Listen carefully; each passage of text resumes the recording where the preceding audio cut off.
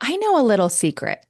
What if I told you that almost everything you've ever wanted, confidence, better communication, health, deeper relationships, all of it, it's all learnable. It's not easy, nor is it instant, but it's all learnable.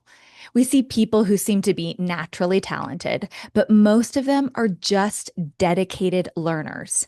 Today, we are taking you back to the classroom, not to learn algebra or civics, but today we are learning how to learn.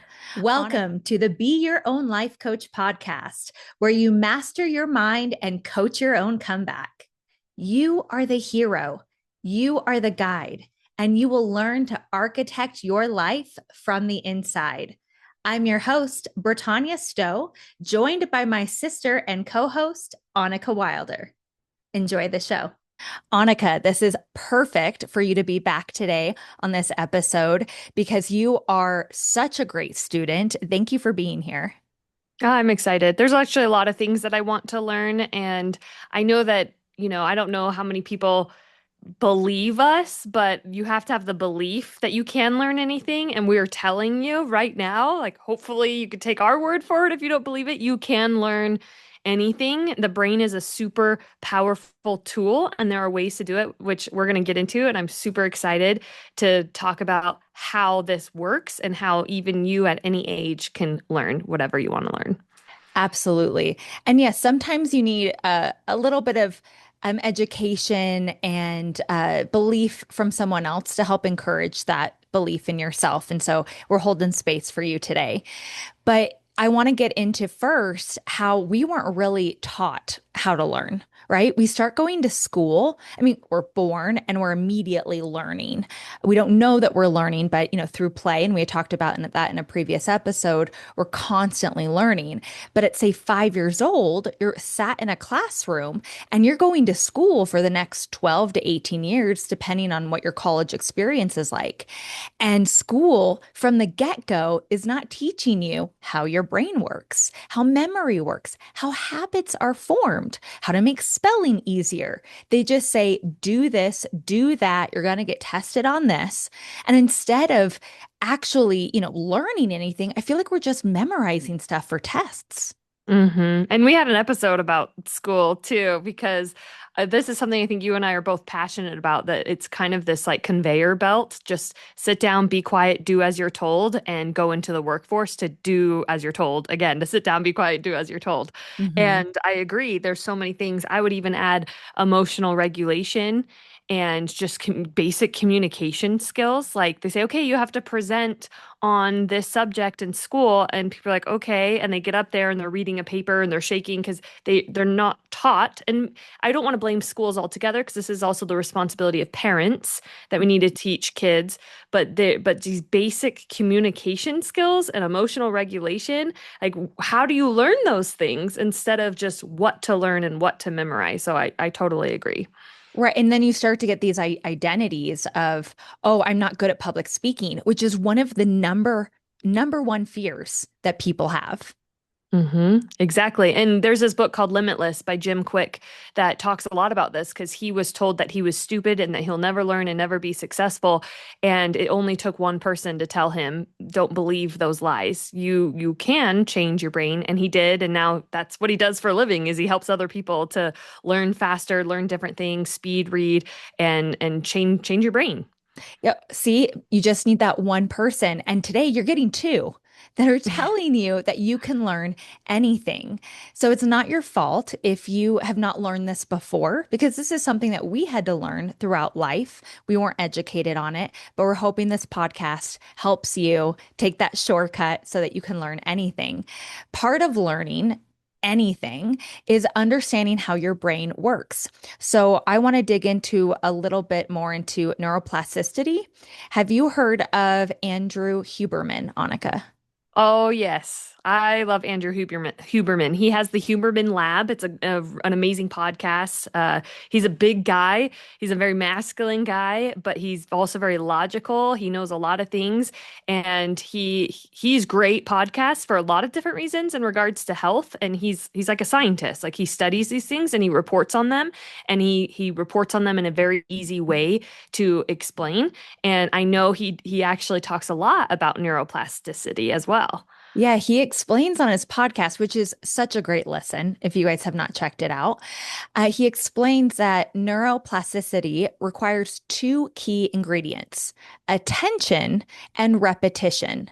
The more focused attention, the faster your brain changes.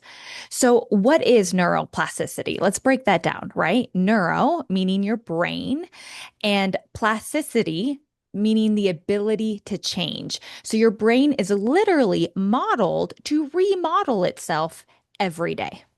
Hmm. Yeah, and he just said something recently. I saw a short with him actually, and he said that the harder you focus on something, like this is the attention piece, and the repetition is really important too. But he did say the more intensely you focus on something helps build that neuroplasticity. Yes, right. The intentionality behind it. So think of it like walking a trail. The first time you walk through the forest, there's no trail. Everything looks the same.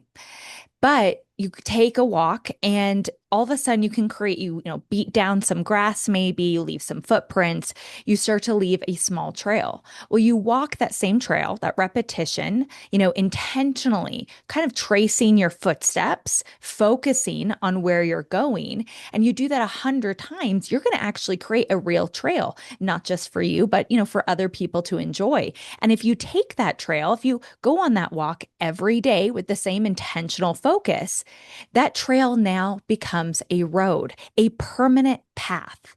That is exactly how our brains work.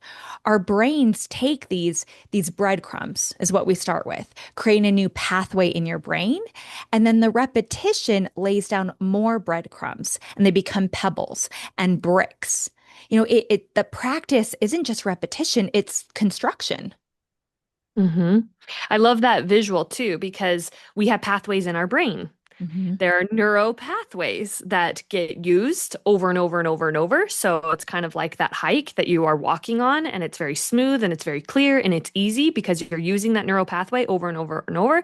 And then there's these other neural pathways that exist, but maybe are overgrown and there is no clarity, there is no use in those. And so you can actually access those other paths. You can cut down those branches, you can go through and make those pathways smooth and used too through repetition. So this is a really great analogy that we have these pathways in our brain that we use all the time and other pathways that we can tap into to help us learn too.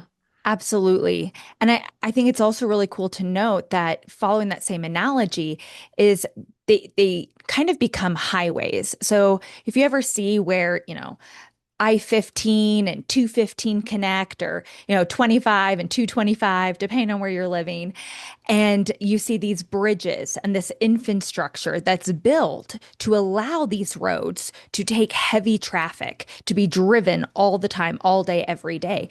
Your brain, after building these pathways or even revisiting old pathways, it will actually build infrastructure to protect the pathways. So not only are you building these pathways and these highways, but you're building the infrastructure to protect them so that you can revisit them. Hmm. So tell me how neurons that fire together stay together. Yes. Okay. So Donald Hebb was a Canadian psychologist, and he helped establish the link between psychology and neuroscience.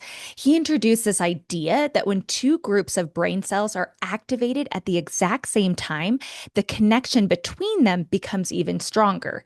So the brain learns these things go together, they're not operating separately. So, another analogy, I love my analogies. Take learning to ride a bike. The first time, you pick up a bike and you have to learn balance and steering and control, pedaling, how to look ahead, how to manage your speed, when to brake. And don't just brake with the front handles. I've been there. You will flip over your bike. There's a lot to manage here. And these separate neuro networks will suddenly realize, hey, we balance and we steer and we brake. We do this all at the same time. So then they start to form these groups. And when you do one, the other one fires. So a neuron that fires together stays together. And at first it's uncomfortable and it's awkward and sometimes you overcorrect or you fall, but every time you get up, this is building resilience. Those same networks fire together again, and eventually your brain says, "Oh, these always happen together. Let's make the connection here even stronger." Absolutely. And one day you hop on a bike and you're like, oh yeah, this is easy. I know what to do here. And then, think of the old, saying, it's like riding a bike. You can go years without going on a bike and you simply know what to do because you've built that infrastructure and those neurons know to fire together. I've heard that also with people with like dementia. They can't Mm. remember their own kids' names. They can't remember when they ate last, but you put them in front of a piano and they can play an entire song by Mozart because they have that was just in them. And even though their brain isn't working appropriately, now it's just like part of who they are, like in their cells. Yeah, isn't that so cool that our brains work that way? Hmm. So when you are learning something like maybe playing the piano, you are actually engaging multiple, senses. And if you can intentionally engage more senses at a time, you'll create a deeper connection. So your brain will be able to learn something a little bit faster, just like riding a bike, right? So I've been reading this book to my son. So I have a 1-year-old son, and one of his aunties gave him the Dr. Seuss ABCs. And I'm reading it to him like every day. It's one of his favorite books. And there's rhyme and there's colorful pictures, and I'm reading it out loud and I'm tracing my finger so he can see what I'm saying and so he can learn it. And inadvertently, Annika, I've like memorized this book. And I think it's because I'm not just reading it in my head, I'm saying it out loud. There are bright colors, I'm visually stimulated. There's rhyme. I'm, moving my finger or clapping my hands. And so now I can tell you, big B, little b, what begins with B? Barber, baby, bubbles, and a bumblebee without the book in front of me.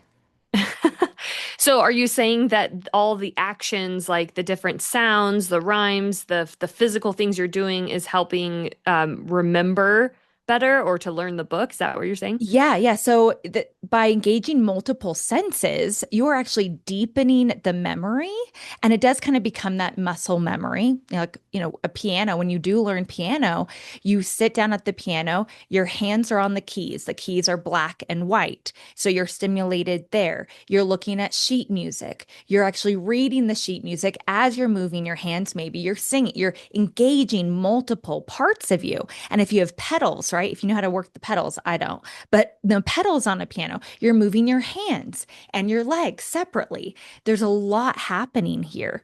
And so this is actually called embodied cognition. And I didn't know this, but apparently I intuitively understood this concept back in high school. So as you know, I'm a little dyslexic. I struggle with spelling. In fact, if you follow me on social media, I recently shared that I misspelled my own name recently, but I think that's due to more lack of sleep and motherhood than anything else. But I've struggled with learning how to spell. And I remember, trying to prepare for this test, and I was just really, really struggling. And I was sitting, I can visualize it right now. I was, sitting in one of like the corridors in high school, and I just kind of like started like clapping my hands as I was trying to spell the word. And then I was like, ooh, this feels good. And I kind of like start rocking my shoulders, and I, start doing a very specific like arm movement, maybe bringing my hand to my shoulder and then back out, straightening my arm. And I'm like spelling these words. And then I get up and I'm kind of like dancing, and I'm like, oh my gosh, I know this word. Okay, next one. And I didn't realize, but I was like creating these cheers, and these cheering, technique ended up being the way that I got through school and was able to learn my spelling words and actually do well on the test.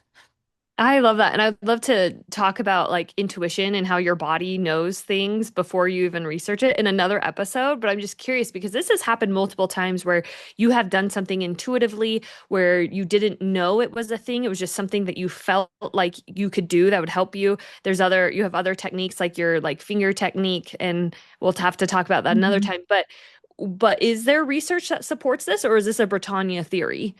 I mean, I would love to take claim to it. And it's so funny because I do intuitively just do these things and trust myself and I'm curious and I try it out and I go, oh yeah, this works.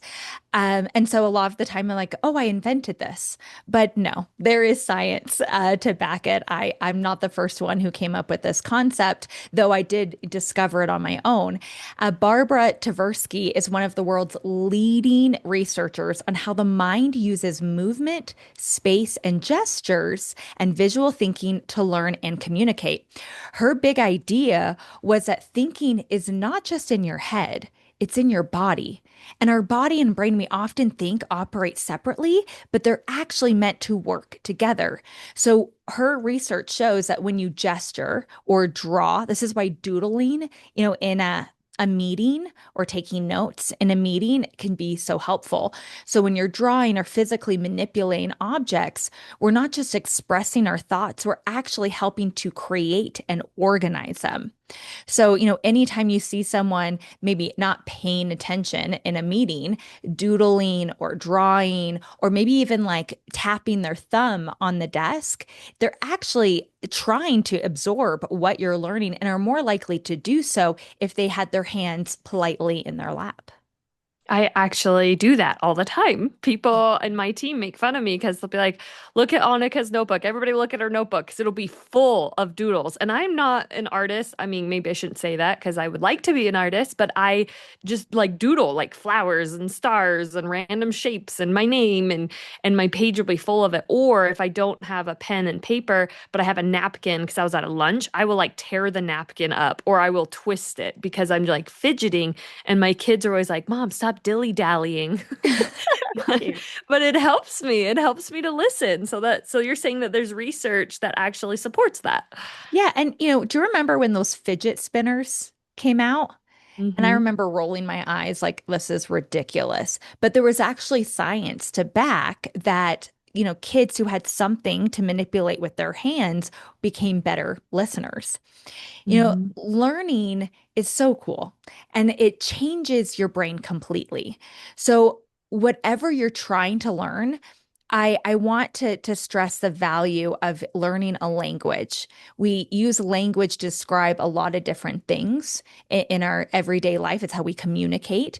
But if you can learn to communicate in another language, you can actually transform your brain. The neural pathways are crazy in people who can speak multiple languages. Research consistently finds that learning another language will strengthen your overall attention, your working memory, your cognitive flexibility, and the ability to switch tasks. And that's outside of the language. That's just, the infrastructure that you've built. Hmm. Yeah, I think that that's super, super important. And something for me is that learning builds confidence. Mhm. That if I, once I do something and I've actually learned it, now I can speak on it. And now I feel like I am a credible source for that thing. So people, I mean, we could have a whole podcast about this because people will wait until they feel confident in order to take action to do something. Instead, if we just try, and the more you try and practice, you build competence and confidence and that trying and failing is what actually makes us learn faster than trying to learn everything before and not taking action. Yeah, there's a lady who has a book called The Growth Mindset. Her name is Carol Dweck, I think is how it's pronounced. And she says that it's important to say, instead of saying, I'm not good at this, which I am guilty of doing, I'm sure we all are. Instead, say, I am not good at this yet, or I am learning to do this. This was something that I intuitively started to do when I was working to get in shape, and I was really struggling to love my body. And I was like, oh, I'm supposed to like wake up and look in the mirror and be like, I love you. Like, you look so good. But I didn't, it wasn't true. I could feel the inauthenticity like rolling off my tongue and it tasted like poison. I couldn't say those words. But what I could say is, I'm learning to love you. I'm learning to love my body. I don't love my body yet, but I will. And that felt so much better for me. And in time, I was able to say, I love my body. Mhm. I think we could spend all day talking about all the different types of things that we could learn. Like, I would like to be a better listener. I would like to learn better emotional regulation. But what if, like, if we went all the way on the other side of the pendulum, like one extreme or the other? And one extreme is you just don't like who you are. You just feel like you're awkward, you're not athletic, you're not good at math. You have all these narratives and stories about yourself and you want to change your personality. And I know Joe Dispenza says if you want to change your personality, you have to change your personal reality. Mhm. So is this possible in your opinion? What do you think? Absolutely. We talk about the importance of being open and malleable. We have these beliefs and these agreements that we've made, and we've told you that you can break them and create new ones. I think it's important not to get stuck in that identity lock of I'm someone who doesn't love their body, or I'm someone who's not good at math, or I can't speak another language. In fact, not only do you not want to have this, locked identity, but starting to learn one subject, maybe a language or picking up a guitar, or maybe you're learning a new role for a career advancement, actually helps you release that lock of identity and helps you absorb other things about yourself, being open to different parts of you that you never thought were possible. Yeah, it's actually very rigid to say this is just the way I am.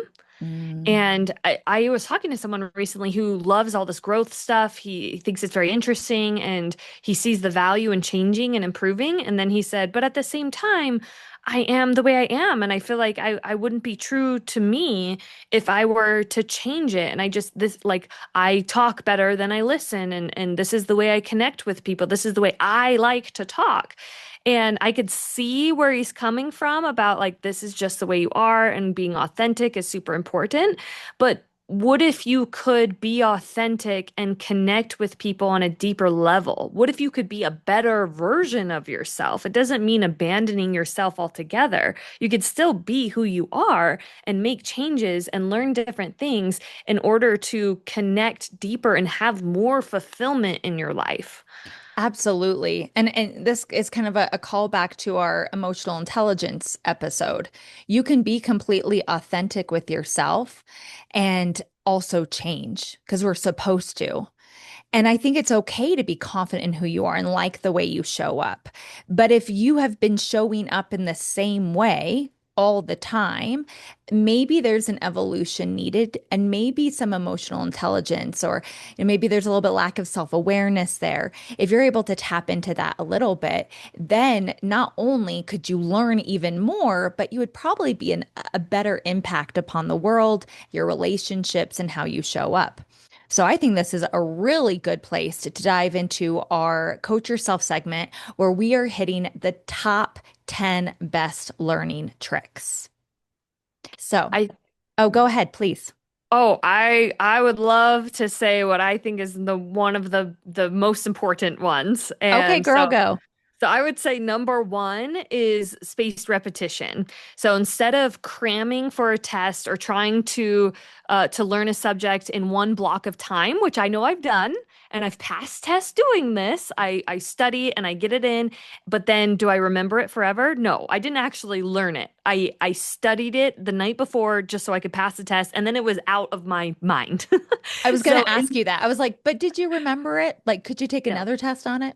No, No. And so instead, and Jim Quick actually talks about this in his book Limitless, like I mentioned before.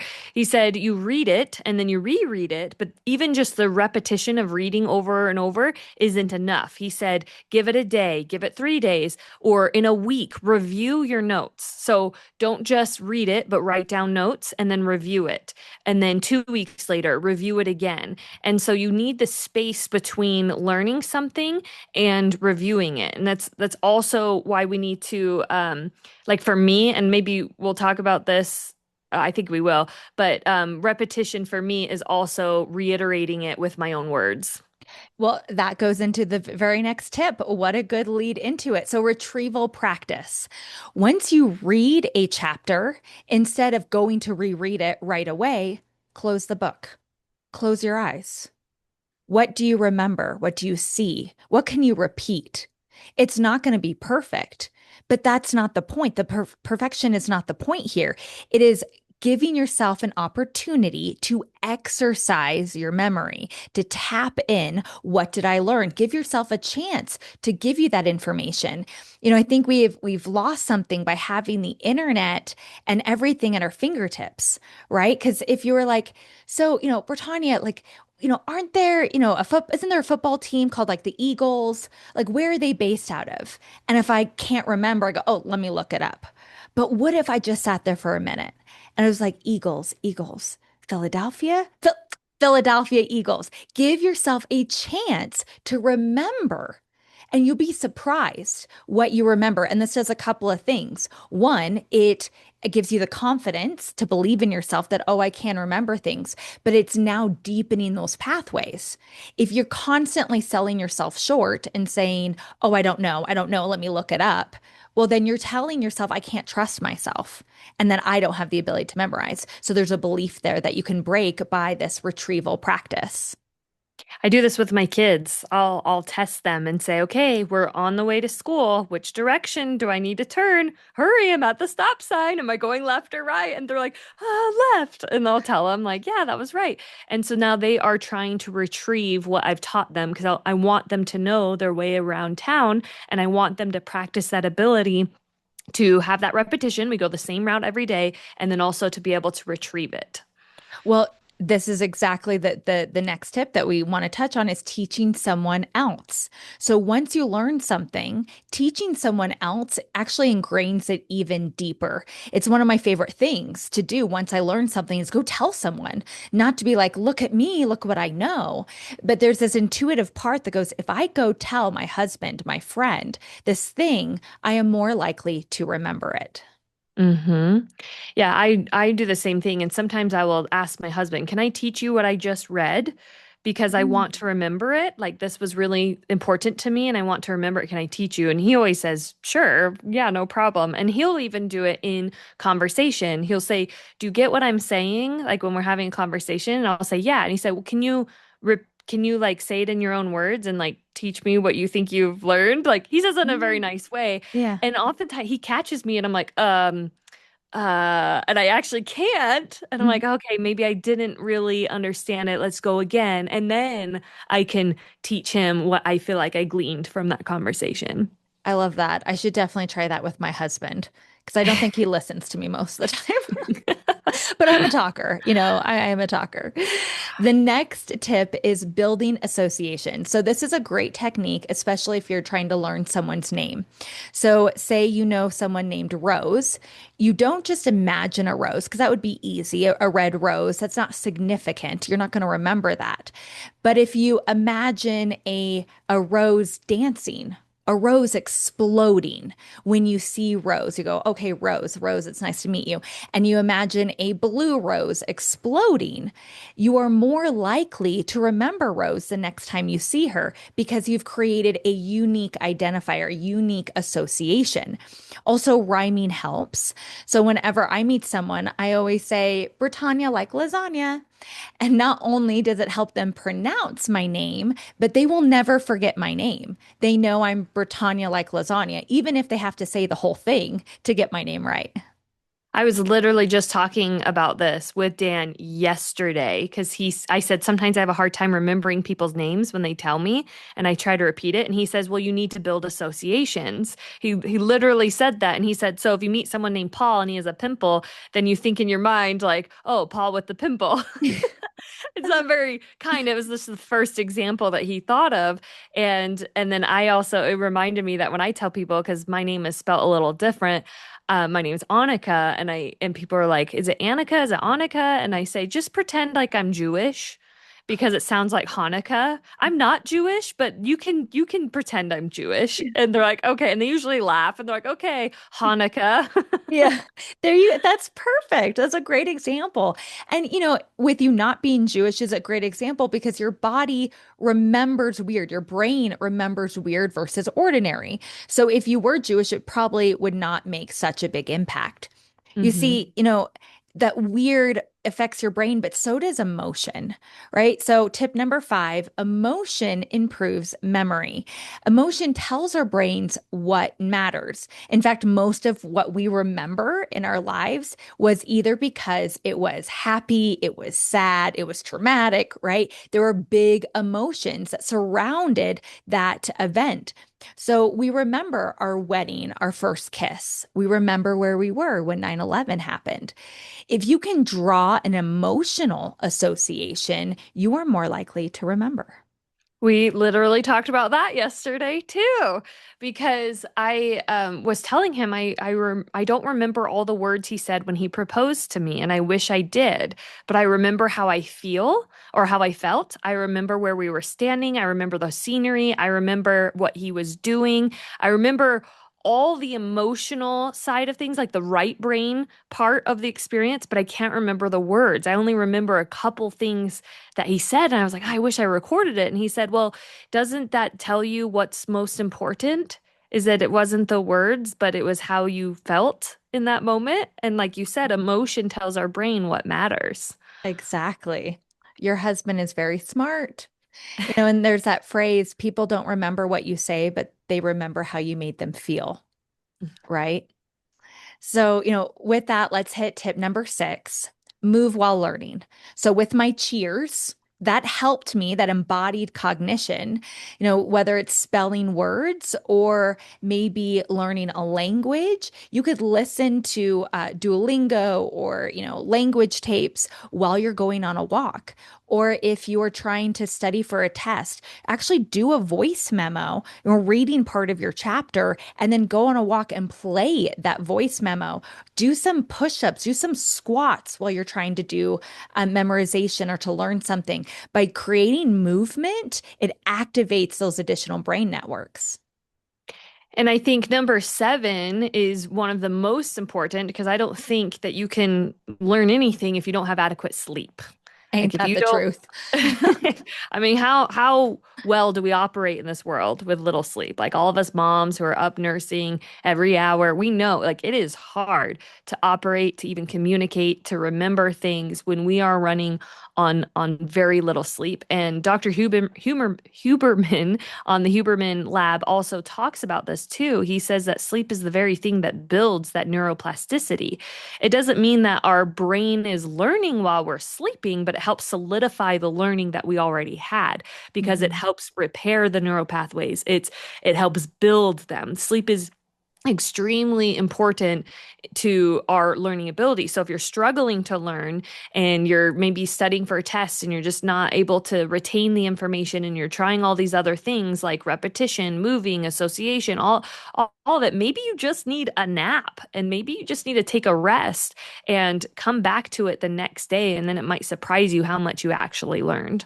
Absolutely. It's, back to that construction analogy. When you're laying bricks, you need to, whether it's cement or, whatever is that in between that glues the bricks together, you can't constantly keep building, building. You have to at some point stop and let it set. Or if you're, recocking your, tub or shower, you have to let it dry before you run the water. There is a setting period that's important to create that infrastructure, and sleep does the same thing. Hmm. And what about mixing things up? Like, what if you're just doing the same thing over and over and over? That's exhausting. It's not fun, right? You get tired of learning the same topic hours at a time. Your brain will fatigue. All of a sudden, your shoulders will slouch. You're not going to really like pay attention to what you're reading anymore.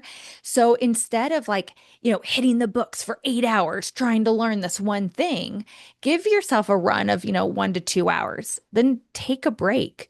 Go get a workout in. Or if you have to do multiple things or you have to learn multiple things, go and switch topics, switch to a different topic. If you're studying in school, or pick up the guitar and see if you can play a chord. By switching back and forth, you're giving your brain an opportunity to like refire. It like re-energizes.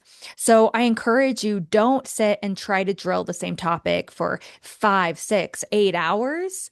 Do a couple of hours. And if you have 5, 6 hours to study, switch topics and then go back again. This will keep your brain activated and will keep you energized. Isn't this the truth with a lot of different things too? Like if you are just hounding on the same topic over and over in a conversation and you're just like tired, like I am done talking about this. I just need to take a break. Or maybe you're designing something like I design stuff in Canva all the time and I'm like, I am so over this. I need to walk away from this. I can't get it to look any better. And I give it a day or even just an hour. And then when I come back to the design, I'm like, oh, I see it a little differently now that I've been able to give my brain a break. Absolutely. It works the exact same way. Now, tip number 9, make it personal. So make the subject relevant to you. If you're learning history, imagine you're living in that time. Ask yourself, like, oh, what would it be like to drive horses? What would it be like to have to light your pathway with fire and candles versus electricity? Whatever it is that you're learning, make it personal to you. And that, again, that helps with that emotional connection. Plus, you care about the things that are about you, right? That you are involved in. So involve yourself in everything that you're learning. hmm And number 10 is Britannia's favorite. So drum roll. She is the queen of this. What is it? Be curious. Y'all guessed it. I know you're over there like yelling, be curious, curiosity. It is my favorite. Curiosity actually creates dopamine, and dopamine increases learning. So ask more questions. Be okay with not knowing it all. Stay curious. Go down rabbit holes. Get creative. Allow your imagination to go wild. You can always reel it back in. I love that. And I think that you mentioned dopamine, which I'm so glad you did because this is an important part of the learning process that when you want to learn, start small and just do one thing at a time. So like say you're trying to learn guitar, you're not going to learn a whole song in one day. Just learn one chord. And once you learn one chord, give yourself a pat on the back, give yourself a fist pump, give yourself a pep talk, give yourself a treat. Give yourself something that creates that dopamine circuit of reward because then you'll want to come back and be like, I can't wait to learn the next chord on the guitar. Absolutely. You got to celebrate along the way. You guys, you can learn anything. We are these amazing creatures with extraordinary learning capabilities, and many of us only use a fraction of our power. So stay curious, practice often, and don't be afraid to be a beginner. We all have to start somewhere. The greatest investment is not in the stock market, it's not in real estate, it's in your ability to learn. Because once you know how to learn, you can learn almost anything. This has been another episode of the Be Your Own Life Coach podcast. If you found value in today's conversation, subscribe and share the love. And remember the teachings of Lao Tzu. When I let go of what I am, I become what I might be. Until next time, trust yourself, take the wisdom, take the breath, and take the next step.